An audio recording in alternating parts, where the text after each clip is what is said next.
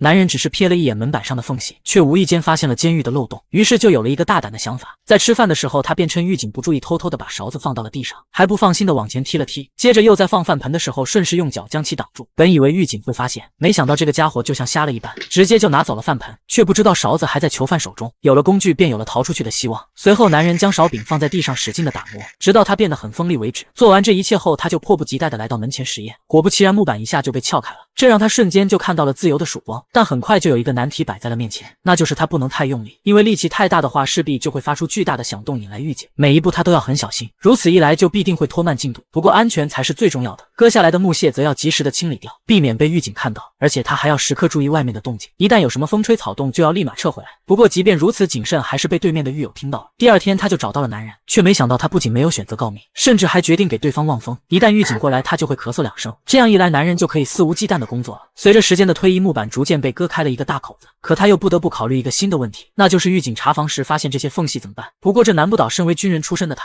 第二天，男人就找来了一坨废纸，将其放到地上沾满灰尘后，再丢入到水杯中打湿，最后再用它将门缝塞住，狱警绝对看不出来，需要工作的时候再将其取下来即可。很快，木板的四周都已经被他凿开了一条缝隙。就在他以为时机成熟可以撬开门板逃出去时，却发现这东西实在是太结实了，就算勺子都撬断了，门板还是纹丝未动。但男人依旧不肯放弃，他用衣服包住剩下来的一部分继续尝试，可结果还是一样。就在他不知接下来该如何是好时，事情却迎来了转机。在放风的时候，他无意间发现窗台上遗落了几把勺子，他二话不说就偷来了一把。在2把勺子的加持下，木板终于有了松动的迹象。起初他还不敢太用力，因为动静实在是太大了，一旦被狱警听到，后果不堪设想。直到对面的狱友发来信号，男人才敢加大力道。下一秒，一大块木屑就被他硬生生的撬了下来。就在他想要继续操作时，外面却传来了狱警的脚步声。他赶紧小心翼翼地将掉下来的木块又重新塞了回去，就连地上的木屑也要一并捡起来，然后完好无损地放回去。做完这一切后，他仍旧不放心，随后又拿来铅笔涂抹在缝隙上，直到变黑为止。在往后的日子里，只要一有机会，他就会偷偷跑过来凿门。再加上狱友的帮助，1个月后，男人终于撬开了门板，但他并没有着急出去，因为现在还很危险。直到夜深人静的时候，他才敢慢慢地探出头来，确定周围没有狱警的脚步声后，他悄悄地来到了走廊上，然后将这一好消息告诉给了隔壁的狱友。对方也不敢相信他竟真的成功了。不过想要逃出去，这还远远不够，他必须要摸清监狱的构造，制定出最安全的逃生路线。经过观察，他发现监狱里所有的大门都有层层防控，每一把钥匙都由不同的狱警看管，所以最好的方法就是从楼顶上离开，这样一来就不用冒险偷钥匙了。可要怎么翻过高耸的围墙呢？看着自己的床铺，他瞬间就有了主意。下面的铁丝不就是一个天然的绳索吗？很快他就将其拆了下来，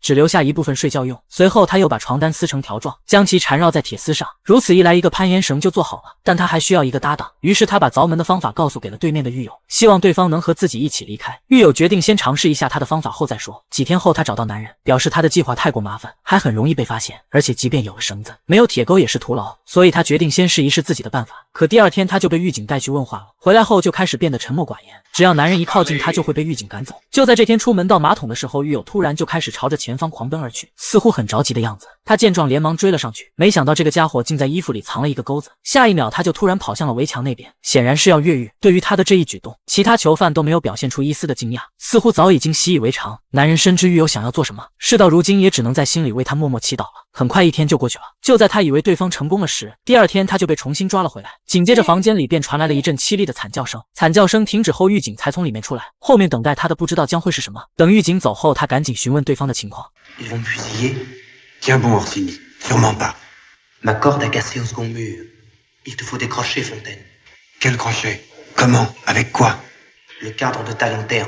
随后男人便把目光转向了灯架，可在晚上吃饭时，狱友却被狱警带走了。不多时就传来了一阵机枪扫射的声音，结果可想而知。他深知自己如果不将越狱计划制定的天衣无缝，下场也会跟对方一样。随后他按照狱友所说的取来了灯架，接着再用勺子拧开上面的螺丝，便得到了一个铁架。可要怎么处理这块玻璃呢？方法也很简单，先将其放到被子下面，然后再用脚小心翼翼的踩碎，紧接着再倒进马桶里，最后趁着每日清理卫生的时候偷偷的处理掉。接下来便是制作越狱工具了。他把取下来的铁架子掰成钩子的形状，但仅仅2个还不够，他又用床板上的铁丝将2个相对较短的部分做成了第3个钩子。为了确保越狱计划万无一失，他将其挂到窗户上试了试，发现钩子很结实，完全可以承受住自己的体重。做完这一切后，他便藏到了窗台下面。却在这时，监狱突然吹响了集合的哨声，很快犯人们就陆陆续续的来到了操场上。狱警表示，刚刚有人私自往外面写信被枪毙，接下来他们会进行大搜查，晚饭之前有铅笔的必须交出来，否则被查到立马就枪毙。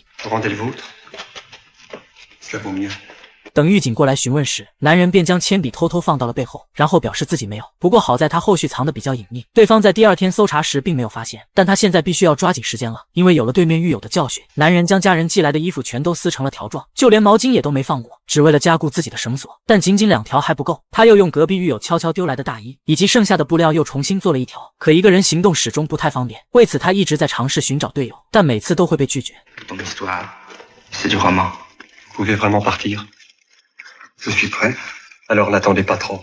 可就在这天，男人被带到了典狱长那里，原因是他的案子已经审理结束了，他将会被执行枪决。对于这个结果，他其实早有预料，所以一进来就开始计划越狱了。只是当典狱长真的宣布后，他还是不免会有些害怕。在回去的路上，男人一直忐忑不安，他担心自己会被马上拉去枪毙，又或者说自己还能不能回到先前的那个牢房。如果回不去，那之前的努力全都白费了。好在最终他还是回来了，不过牢房里却多了一个新狱友，是一个年轻的法国士兵。据了解，他是被送来顶罪的，因为他的出现，男人的越狱计划又要被耽误了。他不知道这个名为查理的男孩值不值得信任。T'avais plus de temps à perdre. Il allait falloir choisir ou emmener Vost avec moi ou le supprimer. Mais tuer de sang-froid ce gosse, en aurais-je le courage. 在往后的日子里，他很是照顾这个比他小将近16岁的查理，目的也是为了观察他。狱友告诫男人，他不能再耽误了，要赶紧离开这里。典狱长随时都有可能将你枪毙掉。终于在这天晚上，他做好了决定。他取下钩子，悄悄地塞进到被子里，然后又趁着洗漱的时候，把逃走的方法写到纸上，送给了狱友。Adieu. 在交代好一切后，他便转身离开了。回到牢房后，他便将自己的越狱计划毫无保留地告诉给了查理。他做了2手准备，倘若对方不同意，他就立马杀了他。却没想到这个16岁的男孩毫不犹豫地就答应了。要知道，一旦失败，可是会被枪毙的。随后，男人又按照之前的方法加固了3条绳索，用栅栏试了试，很结实。在布置好一切后，他便来到窗边给隔壁的狱友道别。Adieu, mon ami. 越狱计划正式开始，很快2人就悄摸摸地来到了房顶下面，先由男人爬上去，接着再由查理递来绳索，每一步他们都要很小心，不能发出一点声音来，甚至地上有沙子都要立马停下来。好在监狱旁边有个火车站，火车经过的声音可以很好地掩盖住2人的脚步声，但他们还是要时刻注意下方狱警的动静，一旦对方过来巡查，就要赶紧停止行动。仅仅10几米的距离，他们就花费了将近20分钟。随后2人便来到了宿舍大门的位置，想要逃出去，这是必经之路。可下方又有持枪的狱警把守，他们24小时不间断的轮换，根本没有丝毫的空档可言，所以男人必须要干掉对方。可他们手持机枪，一旦被发现就会被打成马蜂窝，他心里还是不免有些害怕。J'entendis sonner minuit, puis 1 heure. 时间正在1分1秒的流失，他必须要做出决定了。此时另一边的查理已经进入了梦乡，他小心翼翼地叫醒对方后，便一起将绳子扔了下去。男人本想让对方先下去，但查理却摇摇头表示不要。没办法，他只能身先士卒爬到了绳子上，有火车的声音作为掩盖。不一会，他就顺利地来到了围墙下面。他悄悄地拿出铁钩，然后躲到了一旁的墙角处。这里是狱警的视野盲区，虽说手里有武器，但他还是会止不住的紧张。男人只感觉自己的心脏正在砰砰地乱跳，他只能用双手死死地捂住胸口，强迫自己放松下来。就在这时，狱警朝这边走过来了。他仔细听着对方的脚步声，直到他转身回去时，恰好火车也出现了。趁着这个机会，他毫不犹豫的就冲了出去。